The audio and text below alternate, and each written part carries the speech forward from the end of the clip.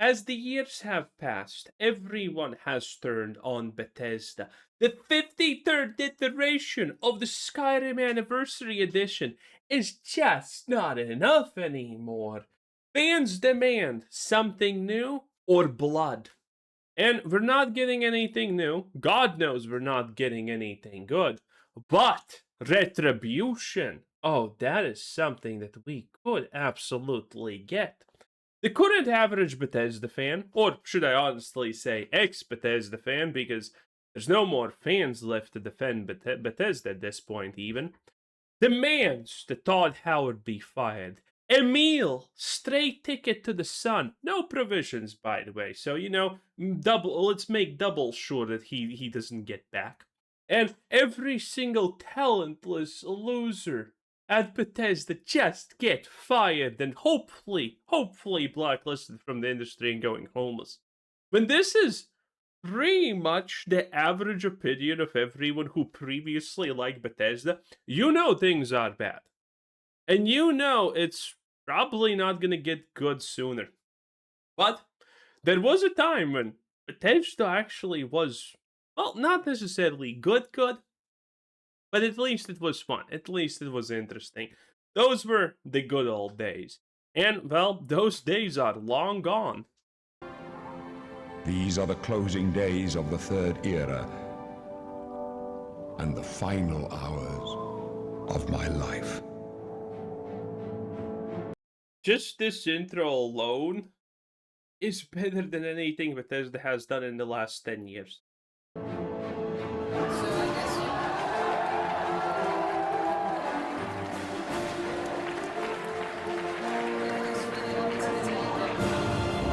Do you remember this? This is when people were excited to go to a BlizzCon to see an Xbox announcement.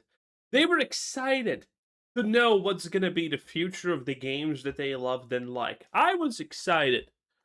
Man, how those days are far gone.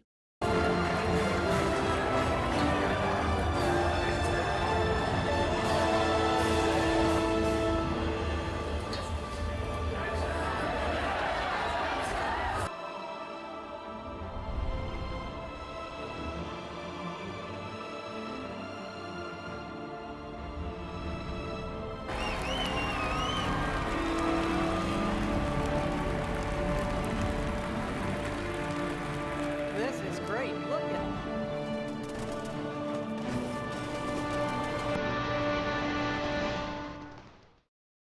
We Yeah. both know why you're here, and that's to talk about the next Fallout.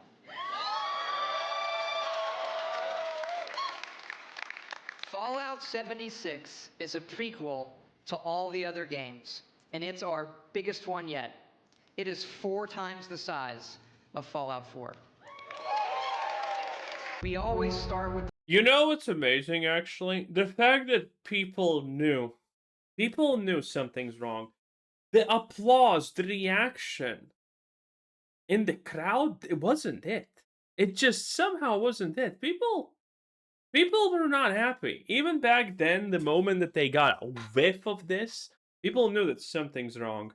the world, and this time it features all new rendering, lighting, and landscape technology. Great! They had 11 days to fix it. They didn't. They had 11 fucking days since the beta.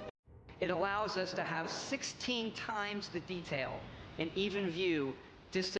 Fun fact, currently Fallout 76 has the least players it has ever had in its history, I think. Or it's close. It's gonna get canned at this point. It's not making enough money. The money that has went into it has pretty much all been burned at this point. And the game has gotten so many updates. And when I say many updates, I don't actually mean that many updates. But for Bethesda, this is pretty much a lifetime in a year that they have done. And because of that, the game is pretty much at the state that you almost see here. Now, the bugs aren't that extreme, but pretty much everything that you care about is in some way, shape, or form broken and bugged.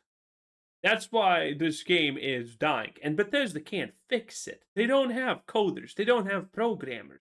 I don't honestly know who of those 400 people even left at Bethesda at this point are. What do they do? Weather systems across the map. We love dynamic game systems. Deformed. Oh man, that hand though. What the Classic.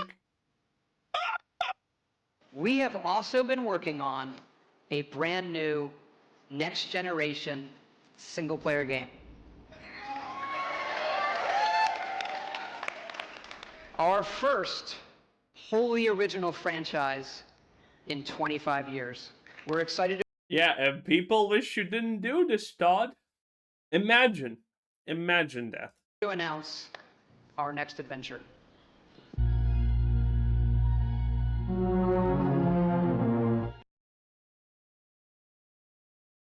So I'm just gonna come right out and say it. I think Starfield was a mistake down to its very concept.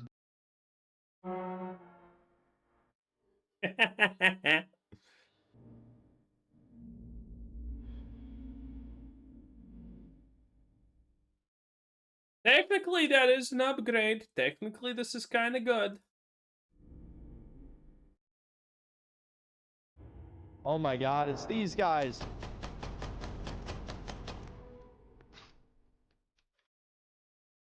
For over Chudicus. Friend of the channel, Chudicus himself.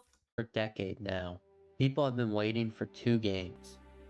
There's been an insurmountable anticipation growing for the next Elder Scrolls and for the next Fallout. And at this point, people don't want these games. True fans who watch this channel know that the thing that we want is we don't want Fallout 5. We don't want Elder Scrolls 6 at this point because we, through disappointment after disappointment after yet somehow still disappointment, have come to the conclusion that is the only logical conclusion that can be come to. It doesn't matter if you're religious or atheist, this is this holy scripture. That these games should just not be made. The reality is we're gonna get Fallout 5 and Elder Scrolls 6 faster if we don't allow Bethesda to make them. Because imagine the wasted time that we're gonna lose if Bethesda actually makes these games. Too much.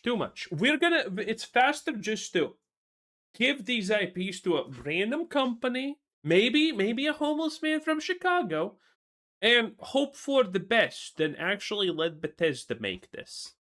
People genuinely believe that somehow, some way, Todd is going to walk out on stage and give us another Skyrim or Oblivion. Or that they finally learned how to make an actual Fallout game. They fail to realize a painful truth that has only become more blinding with each new Bethesda release. The Bethesda that made those games don't exist anymore. True. It's no longer 2011 where you're booting up your brand new copy of Skyrim that you just popped into your Xbox 360. I really think this tweet from Kretosis about a picture of some Bethesda staff going around really sums it up to a T. Quote, "The Elder Scrolls 6 is going to be shit. I just wish people would realize that without having to." So I have used this for a bunch of thumbnails. If you do not know, these are the people literally working on the Elder Scrolls 6 allegedly. These are you can't read what this is, but this is production and something. Directors, senior environmental artist.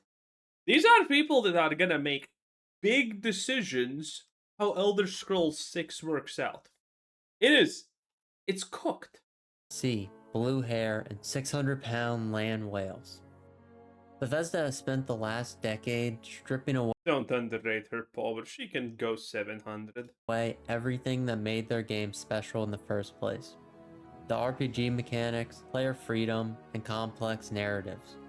After Starfield, I genuinely don't know how people still expect the Elder You know what's probably the funniest part about it? Remember the Bethesda layoffs that are gonna happen? These people are not gonna get fired. The people who actually probably the only person at Bethesda who knows how to write a line of code is gonna get fired. Those people are staying right where they are, and they're probably getting a bonus. Elder Scrolls 6 to be a generation-defining masterpiece. To understand, we need to go back to see the decline in complexity in these games.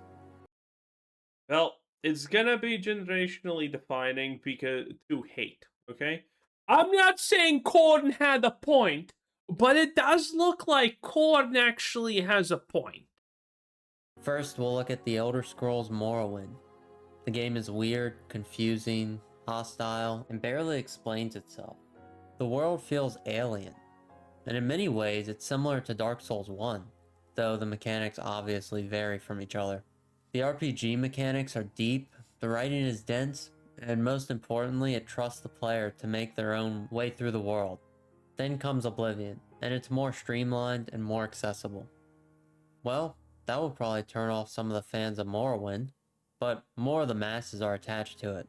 And it's not too far off from Morrowind, so most of the previous fans still like it. And as I mentioned, a lot more people got into Elder Scrolls because of Oblivion. Then, considered by many Bethesda's magnum opus, the Elder Scrolls Skyrim. And literally everything is as bare bones as you can imagine. There's practically no RPG mechanics. Bare bones, but good enough. I think that's what made Skyrim special. A pure, unadulterated accent of good enough. Again, not a fan of Skyrim. 40, 50, how many hours I had in that game? Now, granted, I paid for none of them, but you still get the point. No traits to pick or roles at the start of the game. You just customize the way your character looks, and that's about it. Even the race-specific comments that the previous games had is basically all absent. You may hear, "What's a milk drinker like you doing out here? Go home to your mother." a handful of times playing as a Nord, but no meaningful distinctions. Do you want to fight for the ethnic nationalistic Nord faction as a Khajiit? Well, don't Lamau. Okay, listen. I'm still kind of salty that there is no Khajiit Purge quest line. worry, because the Stormcloaks don't see color. The dialogue is Or fur in this case. Makes sense. mistakenly simple, and the quest design outside of the main quests are terrible. Don't get me wrong, there are plenty of good side quest lines, but the game is polluted with something called Radiant Quests, which are procedurally generated fetch or extermination quests, where you go get an item or kill a group of enemies. This will be a reoccurring mechanic in Bethesda games going forward. Everything was streamlined for mass consumption. Wait. Skyrim had Radiant quests? I thought that go explore place and kill something in it was just how good Bethesda's writing got. Oh, wow. I actually thought that those were not Radiant. I did not know. I thought Radiant quests started with Fallout 4. I just thought this was I just thought that those were the typical just Blizzard 10 badasses type of quests. Wow. And this isn't meant to be a critique on Skyrim or a hate video on Skyrim. And that's also because I didn't find them that much. I don't know. In every one of my playthroughs, I never really found quests that just said explore Cave X. Huh. Interesting. I actually really like Skyrim and have had fun with it. This is only to demonstrate the simplification of Bethesda's media. So when I said literally everything is as bare bones as you could imagine, well, I lied.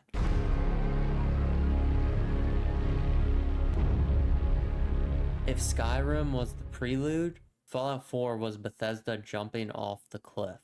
The RPG systems are literally non-existent. There were a ton, and I don't know about that. I would say Fallout 4 was better than Skyrim. I enjoyed Fallout 4 way more than Skyrim. I mean a ton of NPCs that had the essential tag, which made them unkillable.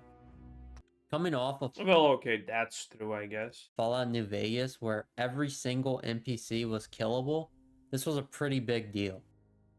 It was a 5-mile leap in the opposite direction of player choice and freedom.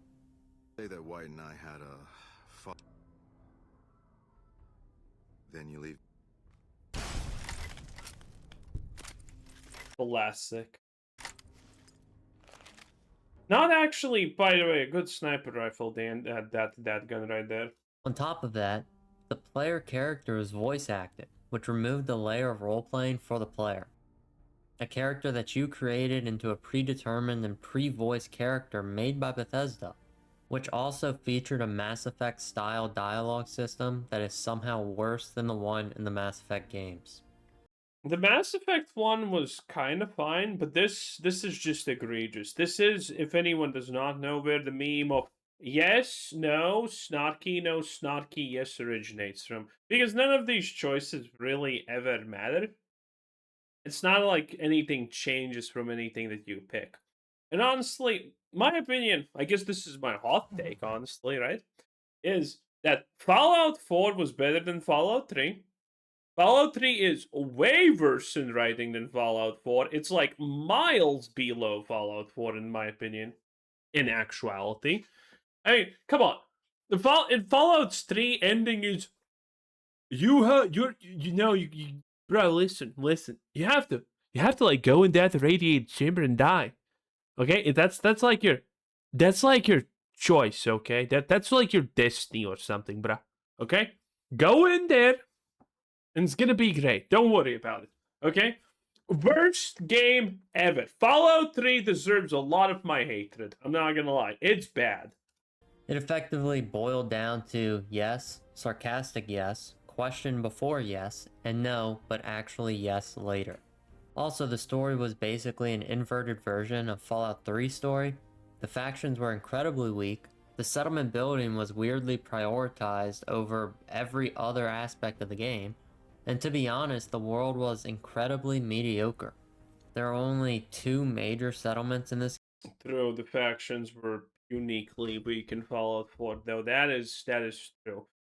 You got the Institute, who literally have this interesting thing called teleportation technology, and even though teleportation technology is literally all you need to dominate the fucking post-apocalyptic wasteland world, but they also had this neat little thing called synths, who they could just replace people with. And yet, they didn't ever really do anything with it. You literally can create an army. You can create an army of all lower tier synths, who could just, I don't know, mine the resources, operate the quarries or whatever, and get you the materials that you need. Like, and they do nothing. The Institute does absolutely nothing with it. It is insanity.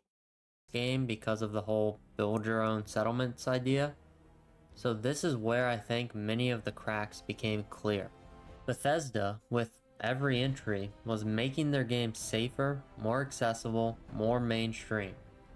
And this philosophy is what led to their parvum opus. You know what? I don't think they intended to make it more safe, more streamlined. It's just the fact that the writing got worse. It became millennial slop writing. That's what happened. That's it.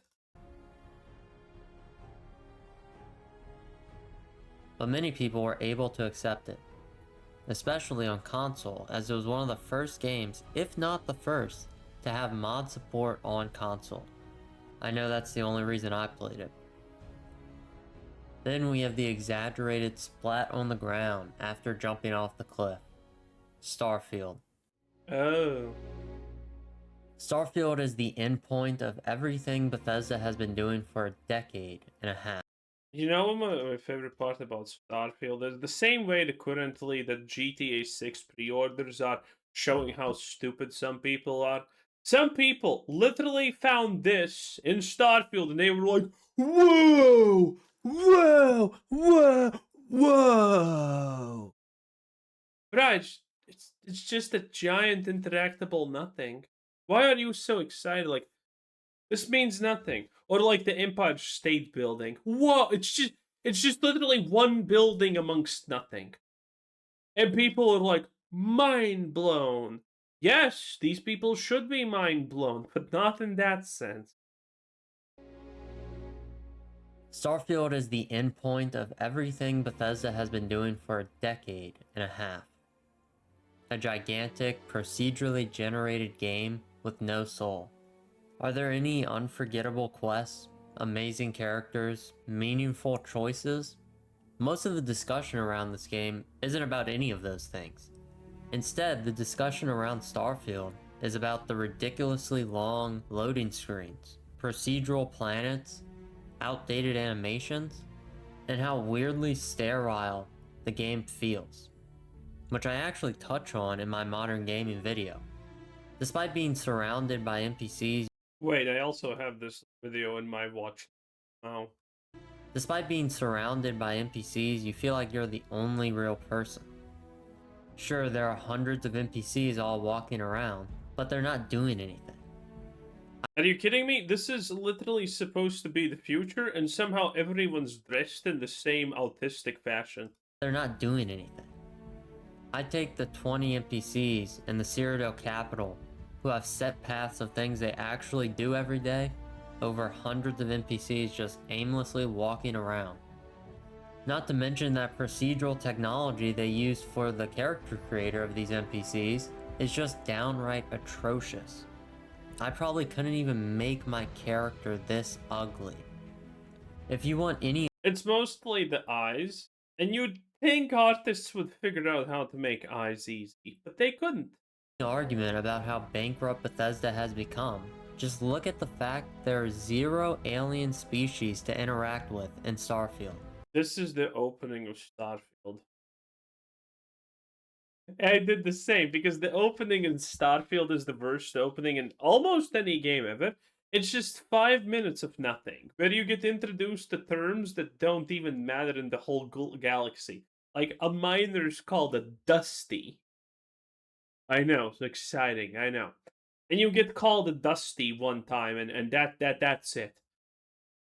And then you just AFK and wait until the boring-ass dialogue finishes so you can come 1 minute closer to finally deleting this pain from your life. Yes, you heard that right. There are no aliens in a futuristic sci-fi space game. But don't worry, Emil says the astronauts weren't bored when they went to space, so all of these complaints are totally void. True. You can see the total lack of respect for their consumers, especially in Emil, who has flippantly dismissed criticisms of his work. So I'm recording this part. No. It's even worse than that, because Emil has now doubled down with Shattered Space and then tripled down and somehow literally made it even worse with Terran Armada. Terran Armada it doesn't even have dialogue that makes sense. You can have one sentence, then someone interjects with something that's completely a different topic, and then you go back to the original topic, and that guy has changed the topic. Like, Terran Armada is so unbelievably bad. Well, no wonder it can be finished in 4 hours. But Terran Armada is so unbelievably bad, they can't even manage to make a coherent sentence after another sentence. The game literally struggles with that. Emil is a demon. While I'm editing my video, but I don't actually mention what Emil said in response to criticism whenever Starfield was being lambasted when it released. And everyone else is wrong. He basically said, critics don't know what it's like to be a game developer, therefore their critiques were void. Now, anyone with a brain can see how stupid this refutation of criticism is. You don't have to know how to cook a gourmet burger to know. Aw, I was gonna use the easy example and get smart boy points. No, it tastes like shit. This absolute clown, who for some reason still has a job at Bethesda. No, actually, I can insert the smart phrasing. You don't have to eat shit to know that something tastes bad. Has been the reason behind numerous narrative decisions that have completely garbled the games they were in. The writing quality in his works is atrocious. as is the quest design and role-playing depth. All you really have to do is look at the games where he had the most oversight. He was the lead designer and writer for Fallout 3 and conceptualized the main story. He was the lead designer and writer for Fallout 4 and oversaw the faction system, dialogue framework, and the main narrative. He was a design director for Starfield, which was Bethesda's biggest flop. And finally, he was a senior designer and writer for some of the worst parts of Skyrim. This guy is almost single-handedly tearing down Bethesda, so drastically that it's almost impressive. And something I want to point out. Okay, so the most famous thing Emil has ever said, this is Emil, by the way, if you're not acquainted with him, he said, and keep in mind, he is a writer. He is a writer. Emil most famously has said, and I wish I was making this up, but this is almost syllable to syllable retelling. Don't try to make a good story because people will skip it anyway. This is the guy who's supposed to make storylines and lore and stuff, and his attitude towards it is, don't try, it's pointless because people are not gonna care anyway. Like, fire him on the spot. If there was justice in the world, a guillotine would summon in front of him. Drastically, that it's almost impressive. And something I want to point out is that this wasn't all of a sudden a new thing that came with Starfield. People seem to think that Bethesda fell off with Starfield, when really Starfield was simply the first Bethesda game no longer protected by the nostalgia surrounding it. And Starfield wasn't an exception. It is the most honest. It's not nostalgia. The Oblivion remaster proves that old Bethesda was actually good. It literally proves it. Because no one's complaining about the Oblivion remaster writing. Representation of what modern Bethesda actually is now. The Bethesda of old does not exist anymore. Whenever someone points out that look at these people. Like, look at this. This was how things were, okay? You look at this picture and you know what's happening. Look at this. You got a bunch of men who literally have no chance to reproduce in their entire lives, so the best thing they can do is just make a fun game. You have a bunch of women who are literally stuck in a place that is filled with desperate men, and these women are probably better off making a game because they're just not worth it. This was peak game development, okay? This was peak. I have always said this, and I will say it again. The best games were made when the developers were fearing for their lives, when they did not get to go home, when they had to work 25-hour shifts, when it was New Year's Eve and they were still coding some kind of stupid interaction in the game because they didn't have anything better to do. Now, I'm not saying we should maybe artificially create an offshoot of the human race that's kind of more or less perpetually miserable and fearful of their existence and maybe make them make video games. But that doesn't exactly sound bad, does it? does not exist anymore. Whenever someone points out that modern AAA studios feel radically different from the studios that made classic games, everyone seems to pretend they don't know what they mean, and throw up their arms and exclaim, "Man, I just don't know what happened," when it's right in front of your face. I know this might ruffle some feathers, but this is not the demographics of gaming, which is why so many modern games are dead on arrival now. And by the way, before anyone says, "These 3 people have been working for Bethesda for years," there is a big difference between being in a 3D environmental artist role and a direction role. Very, very different. But they keep getting made because of special interest companies like Sweet Baby Inc., hit detection, silver string media, etc., Oh, please, just say BlackRock. that all push progressive politics in gaming. And a refute I always see, and even got under one of my videos, goes something like this. Gaming has always been political because of these games that touch on political themes.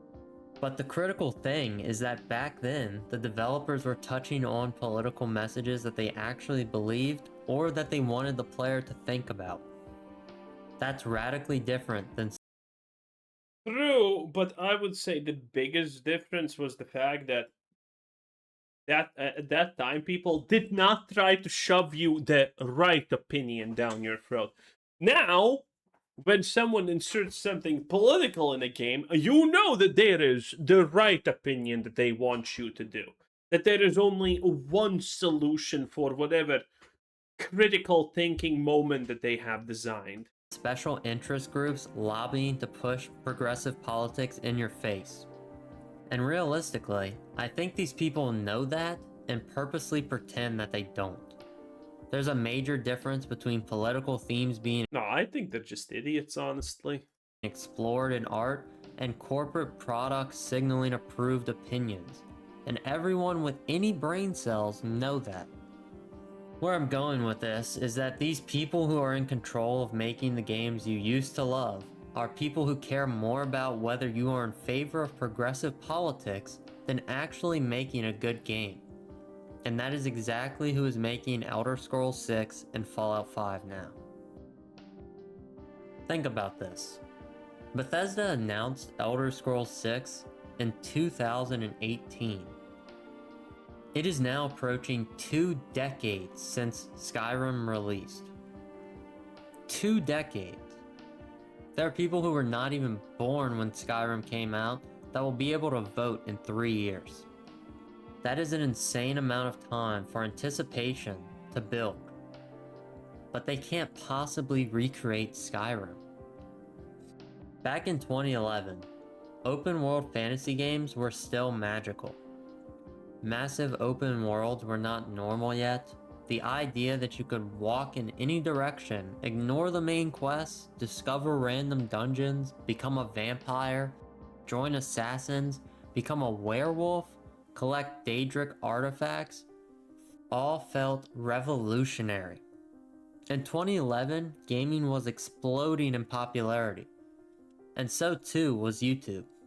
That's not to say that Skyrim was only successful because of that, but it heavily contributed to the feeling that everyone had when they finally got their hands on the game. Yeah, also true. Now every game is a giant open world, and gaming and internet culture is heavily sanitized. Let's say, for the sake of a hypothetical, that Elder Scrolls 6 is good on release. Will it have the same impact and have the same feeling as when Skyrim got announced when you were a kid? Yes. Probably. If it's actually good, it's the problem with Elder Scrolls 6 is when it releases, no matter how bad it is, how bad it looks, it's gonna sell good. There is no way. It's gonna be like GTA 6. No, not the same amount of sales, obviously, but it's gonna sell probably 10 million copies in its first month. Probably 30 million if we look at Starfield's numbers. Now, it's gonna be not as high as whatever.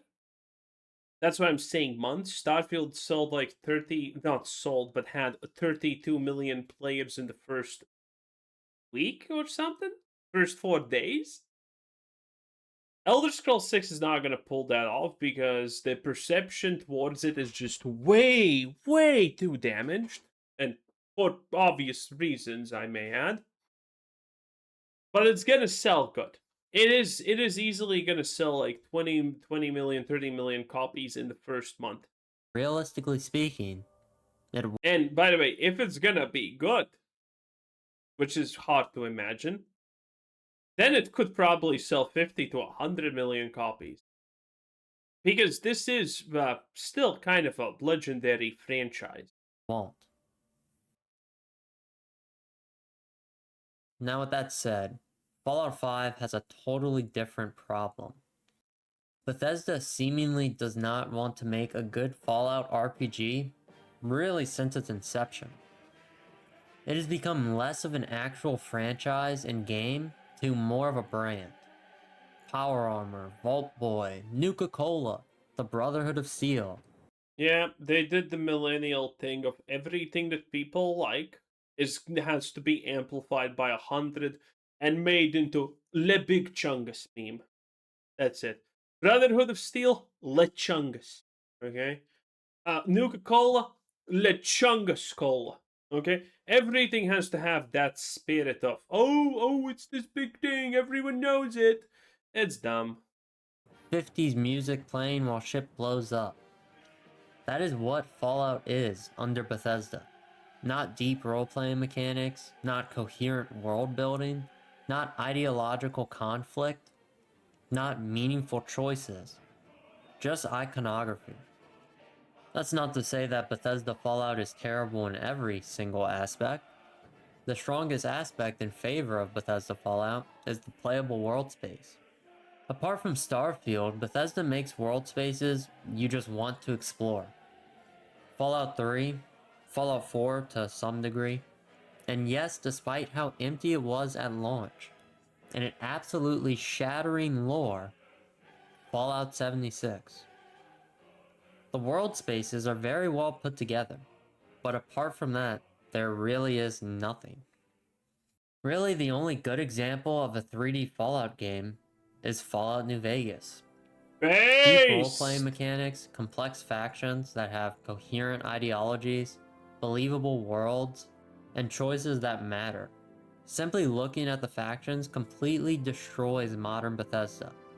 The NCR is the most moral and understandable faction, yet it suffers from extreme corruption and is bloated. Mr. House can be argued as the best intelligent mind to be handed the keys to humanity, but is extremely egotistical and self-righteous. Caesar's Legion is brutal and horrifying, but still presented Self-righteous, yes, but the problem with Mr. House is he is supposed to represent kinda the objectively visible best choices forward, but a lot of people die because of it. And it's kind of a dictatorship where, you know, if you're not useful, then you're not useful, and that's kind of all she wrote. There's progress, but you may not be a part of that progress. That's kind of what House is supposed to represent. in a way that you understand how and why they exist. It allows you to conflict with different ideologies and moralities. Now contrast that to Bethesda Fallout factions. Well, we have the Brotherhood that went from the conservative isolationist tech fanatics who cared for really no one but themselves to moral crusaders against everyone that owns anything more. This is just degradation of Bethesda's writing even more. They need to be the generic good guys. And Fallout tourists are gonna be like, Fallout Brotherhood was already good. No, they weren't. They were literally gonna. The Brotherhood of Steel have since the beginning have been a group of people that are gonna be like, hello there. I guess we're not gonna fight you, random fucking farmers. Because reason. Oh, wait, what is that you have there? A light bulb? Oh, a light bulb that's powered on old world technology? Oh, well, how about you give it to me? Huh? You're not? You're not? Well, I guess we're gonna have to kill your whole family now. And take it. That was the Brotherhood of Steel. Since its inception. They were not necessarily the bad guys, but I mean, if you had anything pre-war tech, anything fancy, they did not exactly care that this is a kindergarten, okay? It's red alert anyway. Advanced than a toaster. The Institute, who are generic evil scientists that basically want to genocide everyone else who isn't them. Why does that sound so familiar? Oh. Maybe because Bethesda just copied the Enclave from Fallout 2, who are literally the exact same as the Institute, just cooler looking, and pasted them in Fallout 3, and when Fallout 4 was made, they knew they couldn't get away with having the same evil faction in 3 games, so they just slapped a new name on it. And they added the Enclave to Fallout 4 in an update. despite being totally annihilated in previous entries. Somehow Palpatine Don't worry about it. returned. Then you have the Railroad, who want to free the machines in the Institute because synths are people too, yo. Finally, the Yes, but slavery is okay somehow. That doesn't matter, okay? The sins matter, okay? Minutemen, who are just Even though they compare sins to slavery. It's so stupid. The railroad is just peak autism. If anyone's a railroad fan, I have questions, okay? And that's about the relationship between your mother and her brother husband, okay? I have questions about that. farmers with laser muskets. As you can see, Bethesda is clearly superior in the faction category and know what they're doing. A complex multi-state nation built from the ashes? Nah. How about 5 farmers? If you still don't think that's enough to show Bethesda has never cared about making Fallout, look at the Fallout show. Oh It no! totally butchered the West Coast with reckless abandon. The several timeline inconsistencies, the handling of the NCR, Legion, Great Khans, the Brotherhood, and the reliance on brand. Why does no one literally ever mention the fact that this show canonized the fact that ghouls go feral unless they drink this magical substance that somehow magically was developed before the VOD when ghouls were not a thing and is somehow in mass production in a wasteland? Like, why does no one ever mention that? The probably dumbest decision. Recognition. Bethesda does not care about maintaining the integrity of the world like the longtime Fallout fans do. It really goes to show that a Hearts of Iron 4 mod, which is a map strategy game, has more respect for the lore than a literal official TV show adaptation. When you look at how role-playing gets more simplified every Well, considering that the point of the TV show was just to destroy the legacy of New Vegas by Todd Howard, it does kind of make sense. entry, how spectacles overtake logic, how Fallout just feels like a theme park version of itself, it is clear that Bethesda has never cared about making a good Fallout. I could really yap for hours about this, but I'll leave it after this. Look at Fallout 76 on release. A game that was only Fallout in name. Or Stripped now, down honestly. entirely to looting, crafting, grinding, base building, and live service mechanics like their in-game store. It was solely Bethesda trying to squeeze it for every drop of milk Fallout still has. And considering Todd has stated that Fallout 5's lore will directly exist in the same canon as the Fallout show, that trend shows no sign of stopping. Because let's look at it realistically. Simplifying Fallout has been financially successful.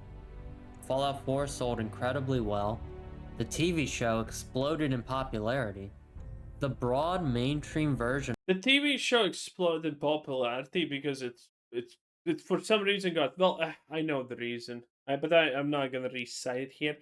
The TV show was picked up by normies like it was gold. Because the average normie has never seen a world as well built as the Fallout one, and it was picked up by the normies. There's nothing like that on Netflix or honestly anywhere. I mean, this is Jericho, but good.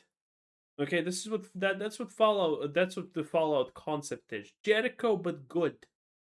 Okay, and most importantly, honestly, it's there was no end.